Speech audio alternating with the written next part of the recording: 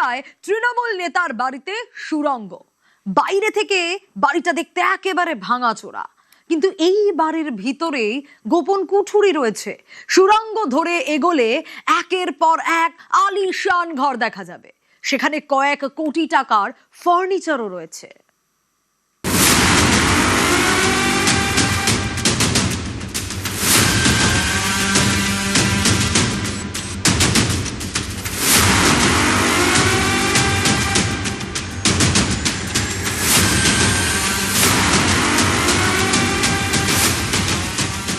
হাওড়ার শিবপুরের তৃণমূল নেতা শামীম আহমেদ, এই নেতার বাড়িতেই সুড়ঙ্গের হদিশ।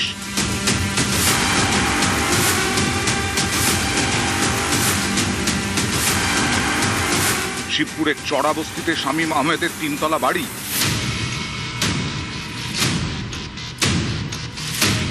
এই বাড়ির ভেতরেই রয়েছে সুড়ঙ্গ। এই সুড়ঙ্গ দিয়ে এগোলেই চোখ ধাঁধিয়ে যাবে একের পর এক আলিশান ঘর। ঘরগুলিতে কোটি কোটি টাকার ফার্নিচার। সুড়ঙ্গে ঢুকলেই চোখে পড়বে চোখ ধাঁধানো ইন্টেরিয়র ডেকোরেশন। নানা রকমের দামি দামি লাইট। একটি ঘরে 2টি বিছানা, এক একটির দাম কয়েক লক্ষ টাকা।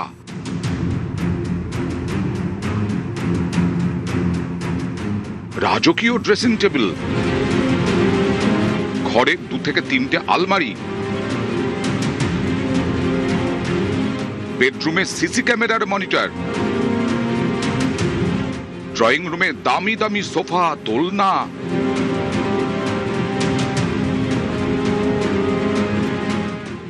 ঘরের মধ্যে ট্রফি রাখার সেকশন।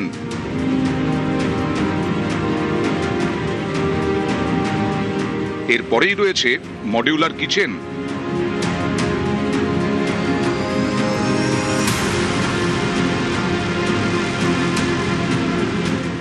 রান্নাঘর ঘেঁষা ডাইনিং স্পেস, বিরাট জাকুজি।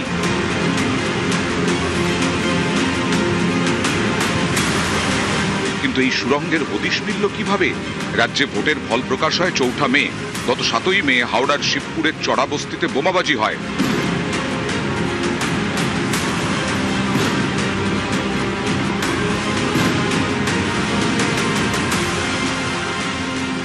বোমাবাজির ঘটনায় আঙুল ওঠে তৃণমূল নেতা শামীম আহমেদের दिखे। में बहुत जुल्म भी हो रहा है। सबसे बड़ा बात इस जब तक एनी टाइम बम चल जा रहा है, ये छोटे छोटे घर में बच्चे हैं, औरतें भी हैं कि वो हार्ट पेशेंट है, कोई छोटे छोटे बहुत डर जा रहे हैं। मतलब बस्ती नहीं हो गया है, मतलब गुंडागर्दी हो गया। ये समझ में नहीं आ रहा है। तो शमीम अहमद से पूछना पड़ेगा ना कि क्यों चला, उनसे पूछना होगा क्यों चला है, आखिर यहाँ पर चलाने का क्या कारण है। শামীম আহমেদকে গ্রেফতার করতে গত শনিবার তার বাড়িতে যায় শিবপুর থানার পুলিশ। বাড়ির দরজায় তখন তালা। তালা ভেঙে ভেতরে ঢোকে পুলিশ। বাড়িটি বাইরে থেকে জরাজীর্ণ, কিন্তু ভেতরে ঢুকলে একেবারে প্রাসাদ। তৃণমূল নেতার এই বাড়ির 3 তলায় একাধিক ঘর। একটি ঘরের দরজায় তালা। তালা ভাঙতেই খুলে যায় সুড়ঙ্গের দরজা। সিঁড়ি দিয়ে নামতেই চক্ষু চরক গাছ।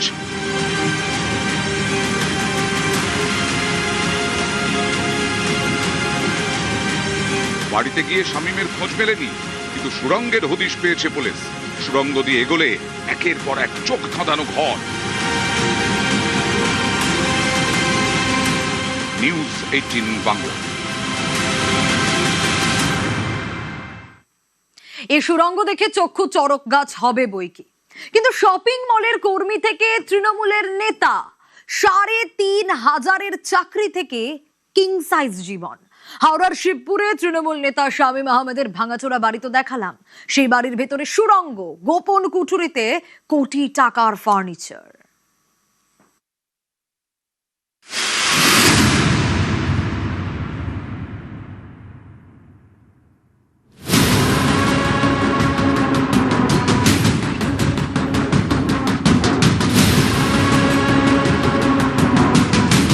কনস্ট্রাকশন, তোলাবাজি, যার ঘর বাড়ি মানে ডিসপুট আছে, ওর মধ্যে ঢুকে ডিসপুট সরিয়ে নিজে সব পয়সা নিয়ে নিত।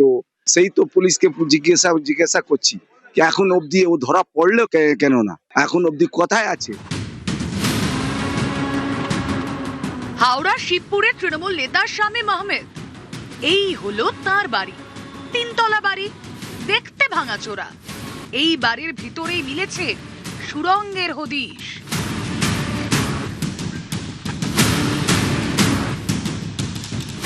আর সুড়ঙ্গ দিয়ে এগোলে একের পর এক চোখ ধাঁধানো ঘর, বিলাসবহুল কোটি টাকার আসবাবে ঠাসা।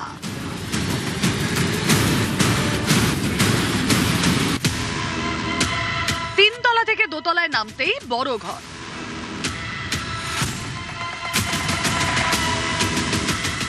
একতলায় নামলে চোখ কপালে উঠে যাবে।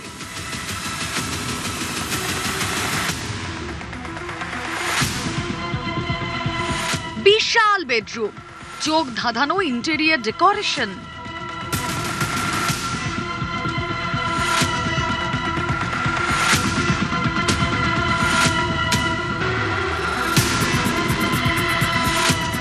ফল সিলিং এ নানা রকমের আলো, ঝাড়বাতি।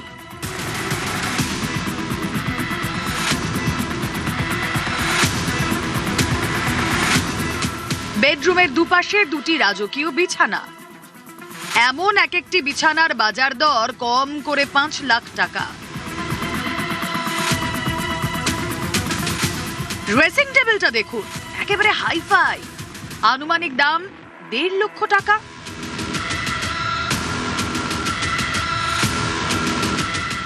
একের পর এক ওয়ার্ড্রোব, কয়েক লক্ষ টাকা।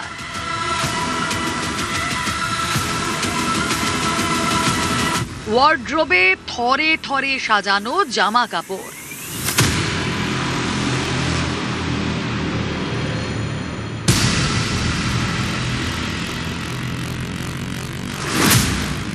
বেডরুম থেকে বেরিয়ে ড্রয়িং রুমে যাওয়ার জন্য কাঠের দামি দরজা।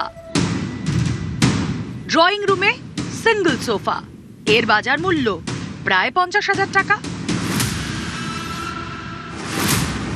পাশেই সোফা সেট, সব মিলিয়ে দাম 1.2 লাখ। ড্রয়িং রুমে দোলনা, দাম প্রায় 40,000। প্রায় 1 লাখের ডাইনিং টেবিল, চেয়ার।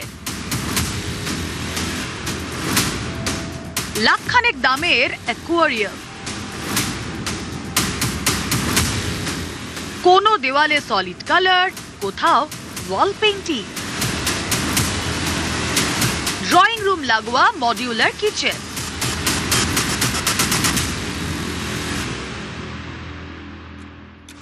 মডিউলার কিচেনে 2-3টি ফ্রিজ, এক একটির বাজার মূল্য প্রায় 1.5 লাখ টাকা।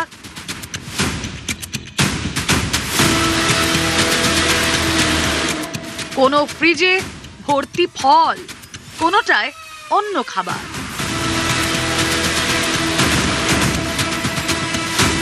ইন্টেরিয়র ডেকোরেশন করা বাথরুম, ভিতরে বসানো 1.2 লাখের জাকুজি।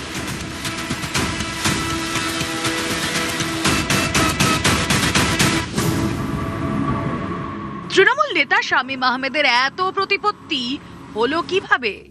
2011-র আগে হাওড়ার একটি শপিং মলে কাজ করতেন। মাসে মাইনে পেতেন 3,500 টাকা। সেখান থেকে এমন প্রতিপত্তি।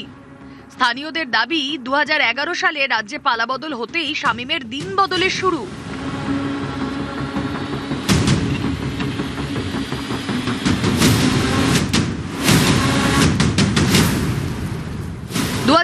সাল থেকে তৃণমূল নেতাদের সঙ্গে ওঠা বসা। হাওড়া মধ্য বিধানসভা কেন্দ্রের তৃণমূল বিধায়ক অরূপ রায় ঘনিষ্ঠ শামীম আহমেদ। আমার ঘনিষ্ঠ মধ্যহরা সমস্ত মানুষ, সুতরাং কেউ পার্টিকুলারলি আমার ঘনিষ্ঠ এটা বললে ঠিক নয়। যদি কেউ অন্যায় করে থাকে, আইন যদি হাতে নিয়ে থাকে, police will take its own course, police will take action. 2011-র পর থেকে বেশ কয়েক বছর হাওড়া পুরসভার 36 নম্বর ওয়ার্ডের তৃণমূলের প্রেসিডেন্ট ছিলেন শামীম আহমেদ। 2013 থেকে 2018 পর্যন্ত 36 নম্বর ওয়ার্ডের তৃণমূল কাউন্সিলর ছিলেন শামীমের স্ত্রী শামীমা বানো। 2011 সাল থেকে শামীম আহমেদের প্রভাব প্রতিপত্তি বাড়তে থাকে। তোলাবাজি, জমি ফ্ল্যাট দখল করার মতো নানা অভিযোগ শিবপুরের এই তৃণমূল নেতার বিরুদ্ধে। इतना आदमी लोग कमाया, उसका जरिया उसी के चक्कर में हुआ। क्या क्या करते थे ऐसे? बहुत कुछ करते थे, तोलाबाजी, तोड़ेंगे फोड़ेंगे सब। हाँ, कोई कुछ बोलने जाते तो मारते थे उसको। 2011 से डर के जी रहे थे सब कोई, हम नहीं, सब कोई चौड़ा बस्ती, किसी पूछ लीजिए। তোলাবাজি খরচা কারখানা ফারখানা জবরদস্তি বিল্ডিং ফিল্ডিং সব ইলিগাল কাজ, সবই ইলিগাল কাজ করে করে টাকা কামাচ্ছে পার্টি পাওয়ার জন্য। কয়েক বছর আগে শিবপুর থানা ভাঙচুর করে গ্রেফতার হন শামীম। 2021 সালের রামনবমীর মিছিলে হামলা চালানোর অভিযোগ ওঠে। গ্রেফতার করা হয় তৃণমূল নেতা শামীম আহমেদকে, পরে ছাড়া পেয়ে যান। ভোটের ফল বেরোনোর পরে গত 7ই মে শিবপুরে বোমাবাজি হয়। এই ঘটনায় আঙুল ওঠে এই তৃণমূল নেতার বিরুদ্ধে। শামীমকে ধরতে গিয়েই তার বাড়িতে সুড়ঙ্গের হদিশ পায় পুলিশ। সেই সুড়ঙ্গ দিয়ে এগোতেই চক্ষু চড়ক গাছ। এর আগে আমরা জাহাজ বাড়ি দেখেছি, আরো কত কত বাড়ি দেখেছি। এই বাড়ি নতুন কিছু না, অনেকে আপনারা জানেন, অনেকে জানেন না, আরো অনেক তথ্য বেরোবে এবং সবার জন্য একই ব্যবস্থা হবে, আইন। নিউজ 18 বাংলা। পুর নিয়োগ দুর্নীতি মামলায় গ্রেপ্তার সুজিত বসু। টানা জিজ্ঞাসাবাদের পর সোমবার রাতে ইডির জালে প্রাক্তন দমকল মন্ত্রী। ইডির দাবি, দক্ষিণ দমদম পুরসভার বিভিন্ন পদে অন্তত 150 জনকে বেআইনিভাবে নিয়োগ করে কোটি কোটি টাকা কামিয়েছেন সুজিত বসু। 21শে মে পর্যন্ত ইডি হেফাজত।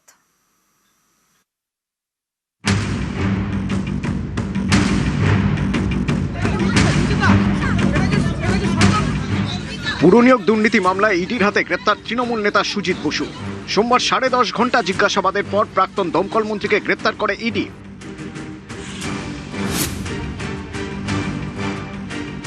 2022 সালে প্রথম পুরসভা নিয়োগ দুর্নীতি সামনে আসে। 2022 সালে ব্যবসায়ী অয়নশীলের সল্টলেকের বাড়িতে তল্লাশি চালায় ইডি। সেটা ছিল শিক্ষক নিয়োগ মামলা। ওই মামলায় তল্লাশি অভিযানের সময় ইডি হাতে পায় পুর নিয়োগ দুর্নীতির নথি। উঠে আসে সুজিত বসুর নাম। দীর্ঘদিন ধরে ইডি স্ক্যানারে ছিলেন সুজিত বসু। দক্ষিণ দমদম পুরসভায় বেআইনি নিয়োগের অভিযোগ, কারো ক্ষেত্রে টাকা, কারো ক্ষেত্রে জমির বিনিময়ে চাকরি দেওয়ার অভিযোগ।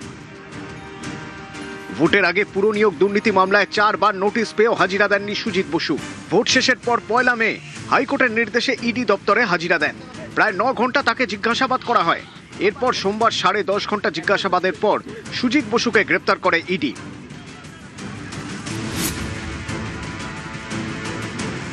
মঙ্গলবার আদালতে তোলা হয় সুজিত বসুকে। তার বিরুদ্ধে বিস্ফোরক অভিযোগ ইডির। 2014 সাল থেকে অয়নশীলের সংস্থা এবিএস ইনফো জোনের মাধ্যমে বিভিন্ন পুরসভায় বেআইনি নিয়োগ হয়েছে। সুজিত বসুর বিরুদ্ধে দক্ষিণ দমদম পুরসভায় বেআইনি নিয়োগের অভিযোগ ইডির। পুরসভার বিভিন্ন পদে অন্তত 150 জনকে বেআইনিভাবে নিয়োগের অভিযোগ। ইডির অভিযোগ, শিক্ষক নিয়োগ দুর্নীতিতে জড়িত সুজিত বসু। এর ডিজিটাল প্রমাণ মিলেছে। চাকরির বিনিময়ে মোটা টাকা নিয়ে সেই টাকা দিয়ে ফ্ল্যাট কেনা হয়েছে।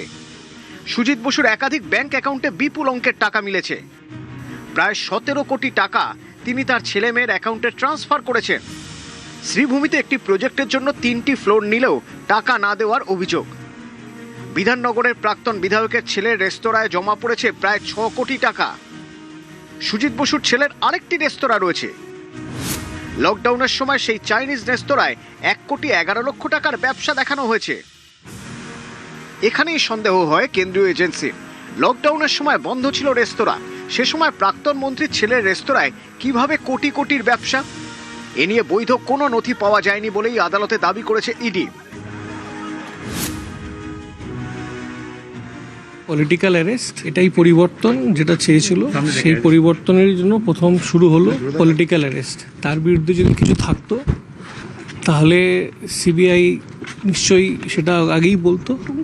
তাকে সাক্ষী হিসেবে ডাকা হয়েছিল, অ্যারেস্ট করলো। এটা পলিটিক্যাল অ্যারেস্ট। কোর্টের দিকেই ন্যায় বিচারের জন্য আমরা তাকিয়ে আছি। কোনো ব্যক্তি আমাদের কাছে গুরুত্বপূর্ণ নয়। পুরো দুর্নীতি হয়েছে 15 বছর ধরে, সেই ত্রিফলা থেকে আরম্ভ করে।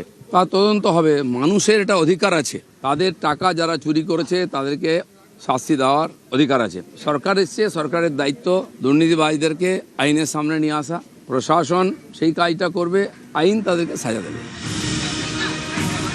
নিউজ 18 বাংলা। আরজি করের তদন্তে এবার বিচার বিভাগীয় কমিশন তৈরির পথে বাংলার প্রথম বিজেপি সরকার। মুখ্যমন্ত্রী পদের শপথের আগেই ইঙ্গিত দিয়েছিলেন শুভেন্দু অধিকারী। মঙ্গলবার কলকাতা হাইকোর্টের বিচারপতির মন্তব্যেও শোনা গেল জুডিশিয়াল কমিশনের কথা। আরজিকর হয়ে যত মা বোনেদের উপরে কন্যাদের উপর অত্যাচার হয়েছে তার কমিশন বসবে এবং যারা অভিযুক্ত তাদের বিরুদ্ধে ব্যবস্থা নেওয়া হবে। দেশ জুড়ে আলোড়ন ফেলে দিয়েছিল আরজি করের ঘটনা। কলকাতার প্রথম সারির এই সরকারি হাসপাতালে নৃশংসভাবে খুন ও ধর্ষণ করা হয় এক চিকিৎসককে। সেই ঘটনা তদন্তে এবার বিচার বিভাগীয় কমিশন তৈরির পথে বাংলার প্রথম বিজেপি সরকার। মঙ্গলবার কলকাতা হাইকোর্টে এই মামলার শুনানি ছিল। শুনানির শুরুতেই বিচারপতি রাজাশেখর মান্থা জানিয়ে দেন তাঁর ডিভিশন বেঞ্চ এই মামলা ছেড়ে দিচ্ছে। বিচারপতি বলেন, রাজ্য সরকার সম্ভবত একটি জুডিশিয়াল কমিশন গড়ছে। গত শুক্রবার রাজ্যের পরবর্তী মুখ্যমন্ত্রী হিসেবে শুভেন্দু অধিকারীর নাম ঘোষণা করেন Amit Shah. New town convention সেন্টারে সেই অনুষ্ঠানে শুভেন্দু অধিকারী জানিয়ে দেন, শুধু আরজিকর নয়, সন্দেশখালীর বিচার দিতেও বিচার বিভাগীয় কমিশন গড়া হবে। সন্দেশখালী থেকে আরজিকর হয়ে যত মা বোনেদের উপরে কন্যাদের উপর অত্যাচার হয়েছে তার কমিশন বসবে এবং যারা অভিযুক্ত তাদের বিরুদ্ধে ব্যবস্থা নেওয়া হবে।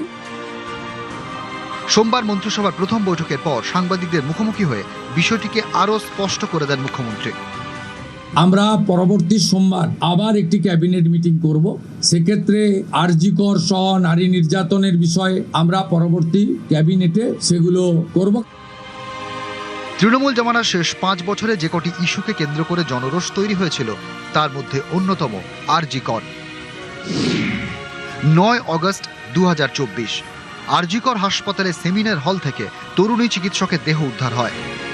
তদন্তে নেমে সিভিক ভলান্টিয়ার সঞ্জয় রায়কে গ্রেপ্তার করে কলকাতা পুলিশ। 13 আগস্ট কলকাতা হাইকোর্টের নির্দেশে এই মামলার তদন্তভার হাতে নেয় সিবিআই। কেন্দ্রীয় সংস্থার তদন্তেও মূল অভিযুক্ত হিসেবে সঞ্জয় রায়ের নামই উঠে আসে। 2025 সালে সঞ্জয়কে দোষী সাব্যস্ত করে যাবজ্জীবন সাজা দেয় শিয়ালদা আদালত। যদিও এই রায়ে সন্তুষ্ট হতে পারেননি নির্যাতিতার মা বাবা, তাঁরা ফের আদালতের দ্বারস্থ হন। আইনি এই লড়াই এখনো চলছে। এমনই পরিস্থিতিতে এবার আরজিকর মামলায় বিচার বিভাগীয় কমিশন তৈরির পথে শুভেন্দু অধিকারীর সরকার। আরজিকর হয়ে যত মা বোনেদের উপরে কন্যাদের উপর অত্যাচার হয়েছে তার কমিশন বসবে এবং যারা অভিযুক্ত তাদের বিরুদ্ধে ব্যবস্থা নেওয়া হবে। নিউজ 18 বাংলা। আরজি করে নিহত ডাক্তারের মা জানিয়েছেন তারা মুখ্যমন্ত্রীর সঙ্গে কথা বলবেন। মামলাটা আজকে রাজাশেখর মান্থা ছেড়ে দিয়েছেন, চিফ জাস্টিসের ঘরেই যাবে, তারপরে উনি ডিসিশন নেবেন কি হবে। যে জুডিশিয়াল কমিশনের কথা বলা হলো, আমরা সিএম এর সঙ্গে কথা বলবো, তারপরে আর এবার নজর রাখবো মেসি ইভেন্টে বিশৃঙ্খলায় তদন্ত। নতুন করে তদন্তের ইঙ্গিত ক্রীড়ামন্ত্রীর। গত বছর ডিসেম্বরে যুব ভারতীতে মেসি ইভেন্ট হয় এবং বিপুল টাকায় টিকিট কিনেও বঞ্চিত হন দর্শকরা। মাঠে অত্যাধিক ভিড়ে মেসি দর্শন থেকে বঞ্চিত হন তারা। ক্ষোভে যুব ভারতীতে ব্যাপক ভাঙচুর চালান দর্শকরা। বিশৃঙ্খলার দায় নিয়ে পদত্যাগ তৎকালীন ক্রীড়ামন্ত্রীর। ফুটবল তারকার ইভেন্টে বিশৃঙ্খলায় আবারও তদন্তের সম্ভাবনা। এটা একটা সিদ্ধান্তের বিষয় আছে, সেটা আমরা বোর্ড মিটিং করব, তারপরে সিদ্ধান্তের বিষয় আছে। যে সংস্থা যারা টিকিট বিক্রি করেছিল বা যে সংস্থার মাধ্যমে করা হয়েছিল, আমরা বিষয়টিকে একদম তদন্ত এটা আমাদের নিশ্চিতভাবে হবে এবং তার পরবর্তীতেই এই সিদ্ধান্তগুলো জানানো হবে। নিশ্চিতভাবে মেসি কাণ্ডের আমি ফাইল চেয়েছি, ফাইল দেখব এবং প্রয়োজন হলে মাননীয় মুখ্যমন্ত্রীর সঙ্গে কথা বলে এর পরবর্তী সিদ্ধান্ত কি হবে আমরা নিশ্চিতভাবে আপনাদেরকে জানাবো। মাননীয় মুখ্যমন্ত্রী শুভেন্দু অধিকারীর সাথে কথা বলে আমরা আগামী দিনে এমন কোন ধরনের এখানে ম্যাচ করানো হবে এই কলকাতার বুকে, যেটার ফলে হয়তো মেসি কাণ্ডের দুঃখ অনেকটাই মানুষের মন থেকে মুছে। পশ্চিমবঙ্গে অনুপ্রবেশ রুখতে কি অসম মডেল, তেমনই ইঙ্গিত মুখ্যমন্ত্রী শুভেন্দু অধিকারীর কথাতেই।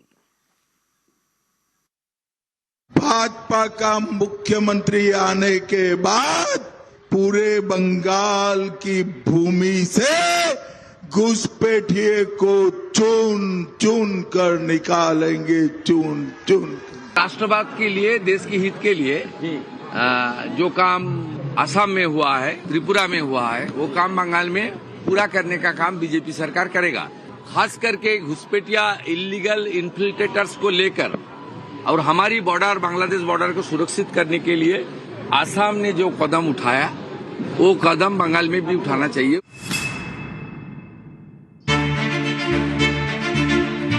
ছাব্বিশের লড়াইয়ে তৃণমূলের বিরুদ্ধে বিজেপির সব থেকে বড় অস্ত্র ছিল অনুপ্রবেশ ইস্যু।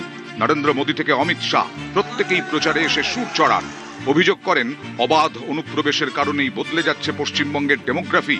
ক্ষমতায় এসে সেই অনুপ্রবেশ রোখার কাজে হাত দিয়েছে বাংলার প্রথম বিজেপি সরকার। বাংলাদেশ সীমান্তের সব জায়গায় কাঁটাতারের বেড়া দিতে বিএসএফকে জমি দেওয়ার প্রক্রিয়া শুরুর সিদ্ধান্ত হয়েছে শুভেন্দু অধিকারীর মন্ত্রিসভার প্রথম বৈঠকেই। মঙ্গলবার অসমের মুখ্যমন্ত্রী হিসেবে শপথ নেন হিমন্ত বিশ্ব শর্মা। তাঁর শপথ গ্রহণ অনুষ্ঠানে অংশ নিতে অসমে যান বাংলার মুখ্যমন্ত্রী শুভেন্দু অধিকারী। সেখানেই বাংলায় অনুপ্রবেশ রুখতে অসম মডেলের কথা বলেন তিনি।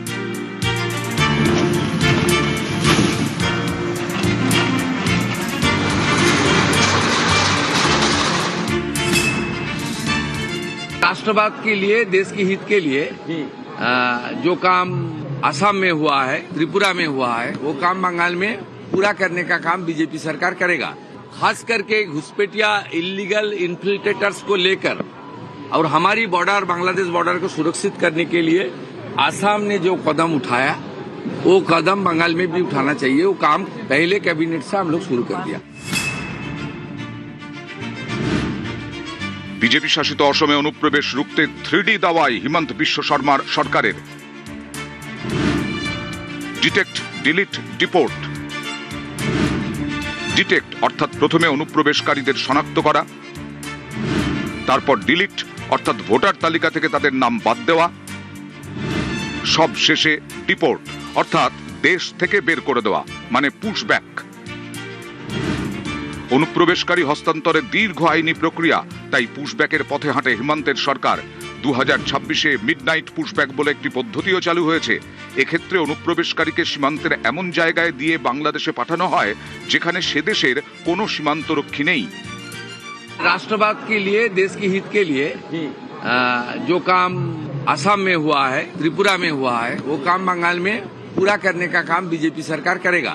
खास करके घुसपैठिया इलीगल इन्फिल्ट्रेटर्स को लेकर और हमारी बॉर्डर बांग्लादेश बॉर्डर को सुरक्षित करने के लिए आसाम ने जो कदम उठाया वो कदम बंगाल में भी उठाना चाहिए। वो काम पहले कैबिनेट से हम लोग शुरू कर दिया। আপনারা যদি সবাই মনে করেন যে পশ্চিমবঙ্গটা ধর্মশালা, যার যখন ইচ্ছা হবে সে তখন ঢুকে পড়বে, তো এটা তো হতে পারে না। আমাদের অবস্থান স্পষ্ট, detect, delete and deport. News 18 Bangla.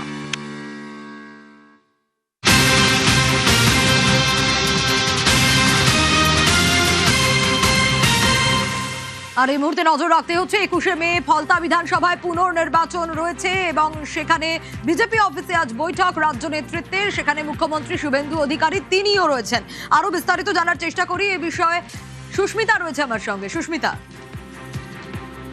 দেখো, সন্ধ্যে 8:30 নাগাদ শুভেন্দু অধিকারী সল্টলেক বিজেপি দপ্তরে হঠাৎই আসেন এবং বিজেপি সূত্রে খবর ফলতায় আগামী যে রিপোর্ট অর্থাৎ পুনর্নির্বাচন রয়েছে সেই পুনর্নির্বাচন নিয়ে আজকে শেষ মুহূর্তের আলোচনা হচ্ছে, যেখানে উপস্থিত ছিলেন জ্যোতির্ময় সিং মাহাতো, অমিতাভ চক্রবর্তী, সৌমিত্র খাওয়ারদান, বিজেপির সাধারণ সম্পাদক সংগঠন এবং বিজেপির জেনারেল সেক্রেটারি সাধারণ সম্পাদকের মতো পদের যারা নেতৃত্বে রয়েছেন তারা। এর আগেও আমরা দেখেছি নির্বাচনী কৌশল সাজানোর জন্য এই বিজেপি দপ্তরে সল্টলেক দপ্তরে একাধিকবার বৈঠক হয়েছে এবং ঘন্টা খানেকের বৈঠক সেরে ইতিমধ্যেই মুখ্যমন্ত্রী শুভেন্দু অধিকারী তিনি সল্টলেক বিজেপি দপ্তর থেকে বেরোচ্ছেন। তবে ফলতায় যে রিপোর্ট অর্থাৎ পুনর্নির্বাচন তা নিয়েই আলোচনা হয়েছে বলে